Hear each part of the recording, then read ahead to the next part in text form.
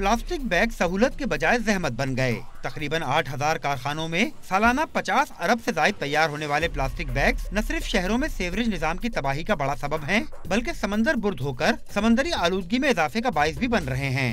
कराची जैसे शहर के अंदर जिसमें 12 से 15,000 टन कूड़ा डेली प्रोड्यूस होता है, और जब खुश्की से समुंदर की तरफ हवा चलती है, ये सब समुंदर के अंदर जा रही होती हैं, दरियाओं में जा रही हैं, नदियों में जा रही हैं, नालों में जा रही हैं। डिग्रेड तो होते नहीं, लिहाजा नालों में घुसने का मतलब है कि नाले चौक हो गए।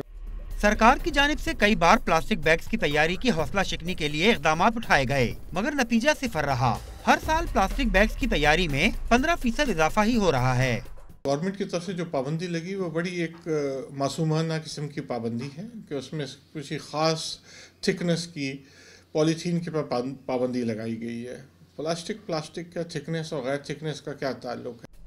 हुकूमती अदम तवज्जही के बाइस दुकानदार प्लास्टिक बैग्स का इस्तेमाल रोकने को तैयार हैं और न ही खरीदार इसे तर्क करने में संजीदा। ब्लैक शॉपर अभी भी जा रही है। कागज का बैग बेड उठाने लायक नहीं है, ज़्यादा हो जाएगी ना उसकी तो कॉस्ट। ये प्लास्टिक के हैं, ये ज़रा सस्ते पड़ जाते हैं। प्लास्टिक सस्ता पड़ता है हमें।